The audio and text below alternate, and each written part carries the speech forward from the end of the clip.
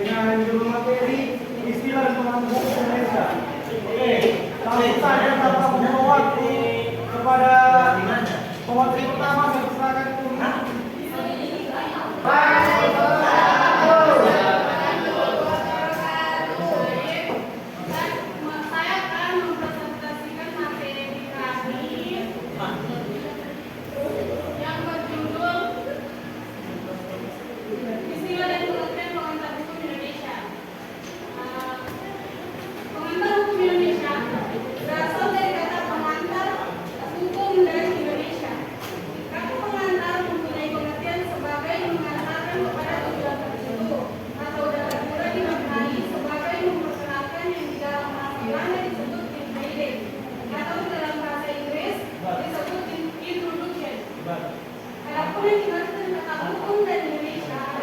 Indonesia yang dimaknai sebagai hukum yang berlaku di Indonesia.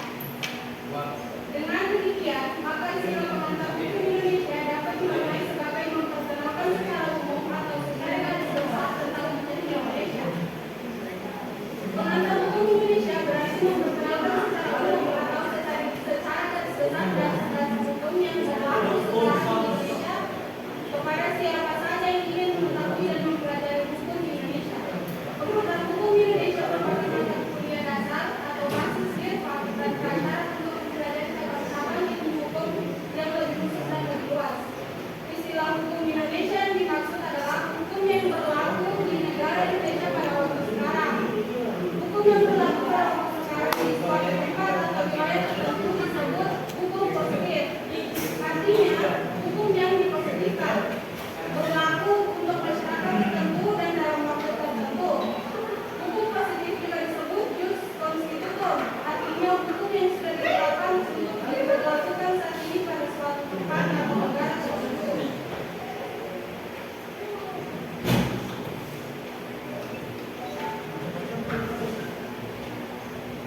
Ruang lingkup kajian pengantar hukum Indonesia. Ruang lingkup yang dipelajari dalam pengantar hukum Indonesia sangat luas karena mencakup semua hukum yang berlaku di Indonesia, baik yang tertulis atau yang dikenal dengan hukum positif, maupun hukum yang tidak tertulis atau yang dikenal dengan hukum adat. Bahkan pengantar hukum Indonesia menjelaskan juga mengenai Ini tadi penjat tuh. tidak hanya hukum material, tetapi menjelaskan juga Langsung kasih jadi satu durasi pendek tuh. Gitu dong. Iya bukan ini. dengan demikian maka tulis sesuai dengan ruang lingkup pengantar hukum Indonesia dengan tujuan dapat memenuhi kebutuhan referensi.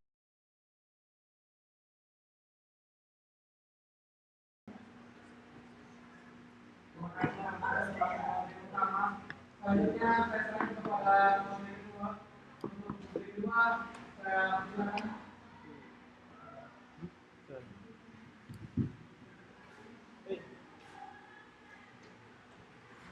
Ulangi. Terima kasih.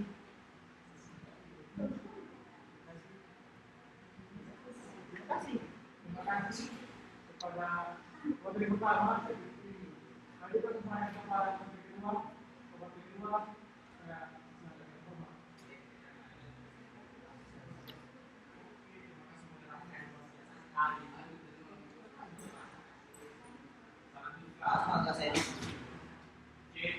Oke, diusahakan. Hukum adalah segala sesuatu yang menjadi asal atau dasar bagi berlakunya aturan-aturan yang memiliki kekuatan hukum dan asal. Aturan-aturan ini jika dilakukan akan mengakibatkan sanksi tegas dan nyata. Dalam proses ini, hukum mencakup bahan-bahan yang digunakan sebagai dasar oleh pengadilan dalam proses perkara.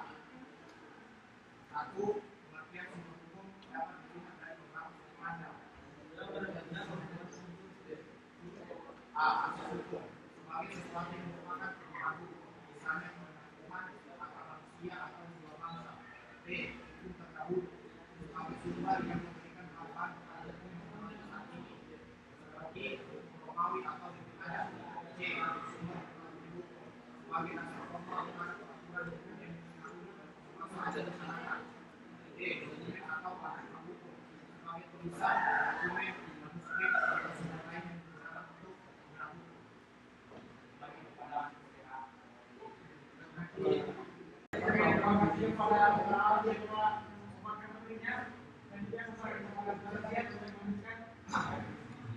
saya akan melanjutkan materi dari saudara ahli yaitu sumber-sumber hukum dalam pengantar hukum Indonesia, yaitu macam-macam sumber hukum.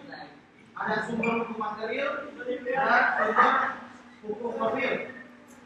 Dalam fungsi pengantar hukum Indonesia, sumber hukum merujuk pada segala sesuatu yang menjadi asal atau dasar bagi berlakunya aturan-aturan hukum yang mengikat dan memaksa. Sumber hukum ini terbagi di dua kategori utama, yaitu sumber hukum formil dan sumber hukum material. Nah, sumber hukum material itu adalah sumber hukum adalah faktor yang mempengaruhi pembentukan hukum. Dikutip dari Sudipno Martokusumo menyatakan bahwa sumber hukum material adalah tempat dari mana materi hukum itu diambil. Maka faktor-faktor yang meliputi itu adalah hubungan sosial. Nah, hubungan sosial sendiri itu interaksi dalam masyarakat yang mempengaruhi norma-norma hukum yang berkembang. Yang kedua, kekuatan politik. Nah, politik memiliki peran besar dalam proses legislasi dan pembentukan nasional. Yang ketiga, situasi sosial ekonomi. Kondisi ekonomi masyarakat berpengaruh terhadap kebijakan hukum yang diterapkan. Yang keempat, tradisi dan pandangan keagamaan. Nilai-nilai budaya dan agama terus membentuk norma hukum yang berlaku di Indonesia, seperti adat yang masih dipertahankan di berbagai wilayah. Hasil penelitian ilmiah, kajian akademik dan penelitian hukum sering kali di dasar penyusunan regulasi baru. Karena itu perkembangan internasional, pengaruh globalisasi dan kerjasama negara turut mempengaruhi pembentukan internasional, terutama dalam pandangan hukum perdagangan dan hak asasi manusia. Yang ketujuh itu keadaan geografis. Jadi keadaan geografis juga mempengaruhi dalam pembentukan hukum material. Faktor alam dan letak geografis Indonesia juga berpengaruh dalam peraturan terkait lingkungan dan agraria. Nah, tadi itu hukum material, sekarang kita masuk ke hukum mobil. Nah, sumber hukum mobil aku adalah terima kasih kepada materi ketiga yang kepada Bapak membacakan hukumannya.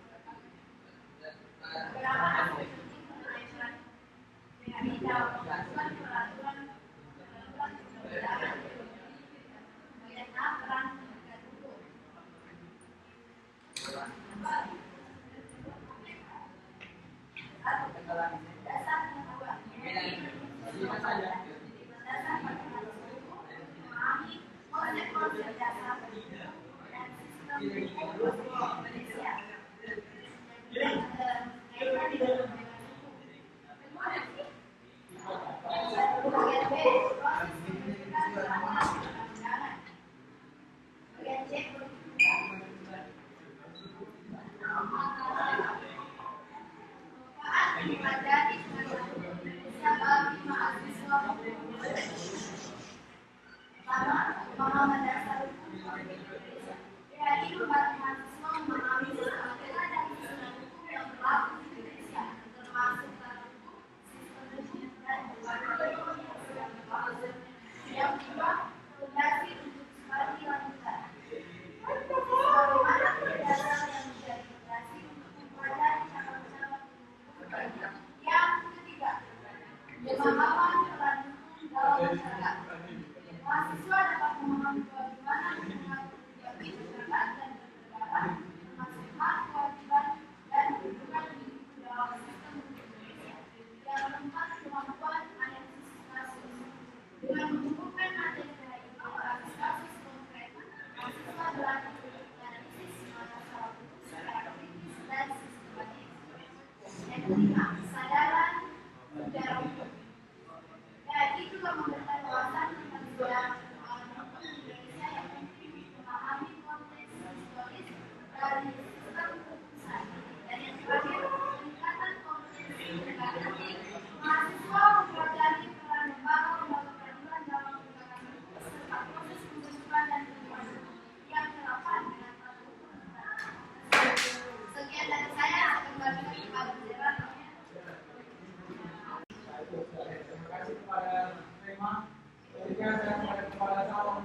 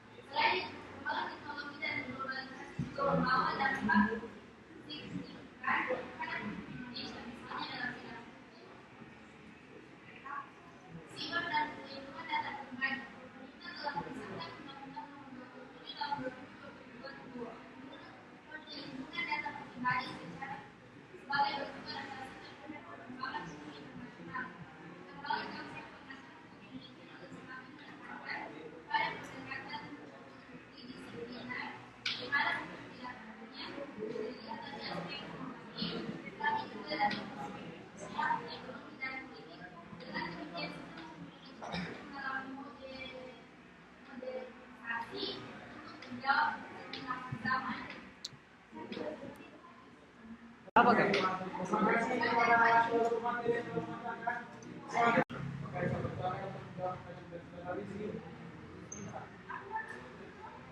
Baik, saya akan menjawab pertanyaan dari kita.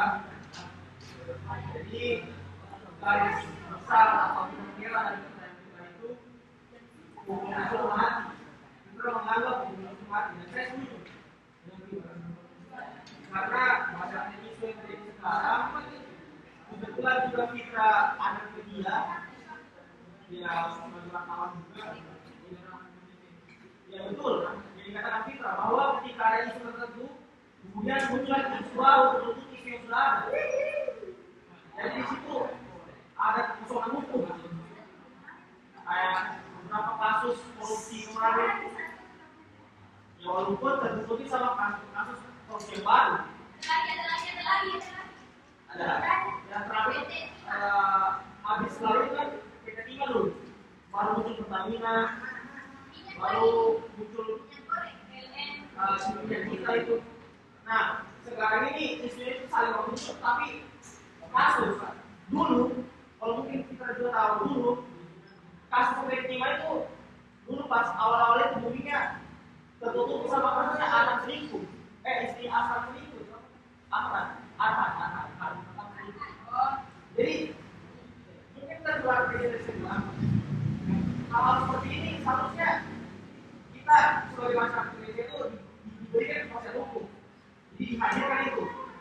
Jadi kita tahu mereka itu diapakan. Kan kemarin sempat apa ya? Sempat apa? Hukumannya jatuhnya 4 tahun. 6 tahun. Akhirnya dibanding dari 20 kalau 20 tahun. Dan dendanya kemarin 6 tahun cuma 4 juta. Tidak denda. Itu makanya ya pendapat dari saya seperti itu. Saya sejalan sama Fitra. Kita ini tidak ada diberikan kepastian bahwa mereka ini dihukum dengan cara yang seperti itu. Karena kalau dia itu korupsi dari COVID, otomatis bencana. Karena itu kan sudah kalau ada darurat, negara itu mengeluarkan dana darurat kalau bencana yang massal, otomatis tidak masuk tapi belum lanjut. Nah, setahu saya itu dalam hukum Indonesia itu mungkin kita berharap semua di sini koruptor itu dihukum mati, biar ada kepastian. Mungkin kita juga mengharapkan itu. Tidak semua mengharapkan bahwa koruptor itu dihukum mati. Cuma setahu saya hukuman mati itu berlaku kalau orang itu korupsi di saat Indonesia mengeluarkan kayak contoh bencana, krisis moneter, itu parah gitu. Kalau misalnya Indonesia lagi tahun tengah dulu apa naik inflasi dan segala macam. Ketika orang yang korupsi itu dia bisa dijatuhkan hukuman mati. Kalau misalnya dia itu bencana, kayak waktu kemarin, kasus Pertamina itu katanya dari COVID, makanya nanti kita tunggu isunya, tertunggu apakah tuntutannya itu diperlukan atau tidak. Kemudian yang terakhir, kalau itu bisa dihukum mati. Yang terakhir itu kecuali dia melakukan hal yang sama, jadi dia sudah korupsi, dihukum, sudah ada jurus forensik, ditentukan hukum, terus dia korupsi lagi, kemudian diambil korupsi lagi, itu bisa dihukum mati. Jadi mungkin itu, jadi kita kawal saja itu. Semoga setutup boleh tadi yang termasuk nanti. Saya mau tambah. Kalau dibilang hukum di Indonesia lemah, karena kalau dibilang kita juga. Karena kenapa setiap ada korupsi itu pengalihannya pasti ke hal-hal yang lain. Karena pertama pasti jadi kalau punya pemerintah pasti dalam korupsi itu tidak mungkin tidak ada orang-orang yang di atas jadi ke dalam korupsi tersebut. Contohnya itu yang berapa yang sudah 300 triliun itu 55. Nah, itu pasti ada orang-orang bisa termasuk berapa 8 naga itu dan itu semua ada. Nah, tapi saya ada pertanyaan juga di Indonesia ini apa sebenarnya hukum tertinggi? Bilang hukum positif itu adalah hukum tertinggi. Tetapi ada juga suatu kasus di mana pada tahun 2015 itu ada pemerkosaan dengan pertama kali itu pemaksaan. Tetapi setelah kedua dan ketiga kalinya itu sudah sama-sama mau. Maka dia hamil. Tetapi dia hamil. Pada saat laki-laki itu mau bertanggung jawab, tapi perempuan tidak mau dinikahi. Pemerintah pada saat itu dibawalah di hukum tertinggi dan kalau soal anak. Nah, tidak hukum tertinggi tidak tahu, tetapi tidak mampu hukum konstitusi lah, hukum konstitusi mengurus hal tersebut. Maka dikembalikan lagi ada. Makanya saya ada atau hukum ada. Jadi setahu saya, seseorang itu bisa dijatuhkan hukum pemerkosaan kalau si korban itu merasa umur.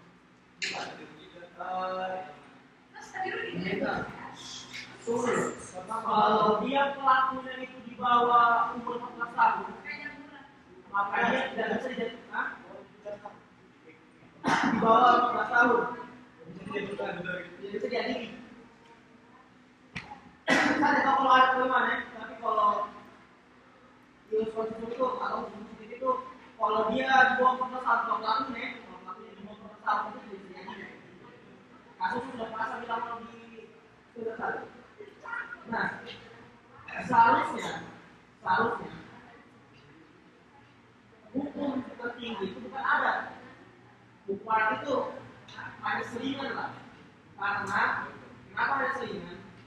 Karena pasti kita mengutamakan jalan yang tertinggi, yaitu positif.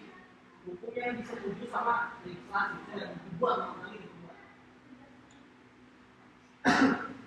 Jadi saya rasa itu sama kasusnya yang saya bilang itu yang pemerkosaan hanya bisa dihukum pelakunya itu yang 14 tahun karena tidak ada pembaruan karena kita itu mengadopsi hukum Belanda kalau salah. Jadi kita tidak ada pembaruan lagi. Jadi maksudnya seharusnya legislatif itu pada DPR itu seharusnya dia menemukan atau mengkaji kembali apakah masih sesuai di tahun 2024 pelaku itu atau saya sudah pemerkosaan pelakunya itu bisa dihukum nanti umurnya di bawah 14 tahun. Jadi kalau misalnya pelakunya 12 tahun, 13 tahun, dia bisa dihukum, hanya bisa di rehabilitasi, dia bisa dihukum. Jadi kalau ada persoalan hukum tadi itu tugasnya legislatif untuk mengkaji kembali hukum tersebut, kemudian dilakukan ditekan di undang itu supaya bisa ada di situ. Jadi ada pasalnya. Kecuali dia tadi annexation. Itu kan pakai putusan kan? Pakai putusan hakim terdahulu. Putusan itu dijadikan referensi untuk yang putusan yang baru kan? Itu annexation. Kita mau begitu. Jadi ada masalah itu salah satu itu bahasa legislatif. Jadi itulah orang kalau wakili asal DPR yang salah harusnya dikaji di sisi kok. Gimana?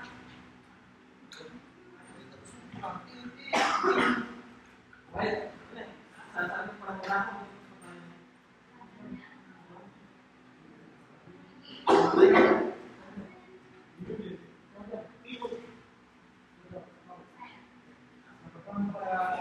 berlaku di masyarakat.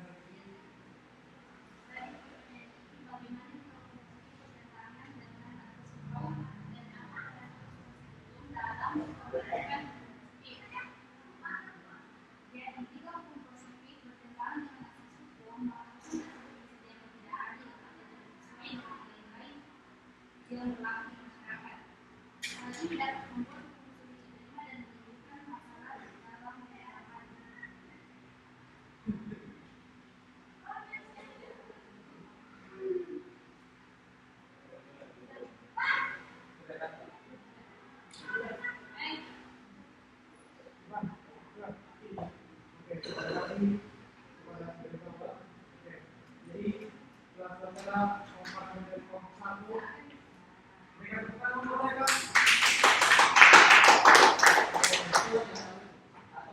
Assalamualaikum. Oke, sekian dari kami.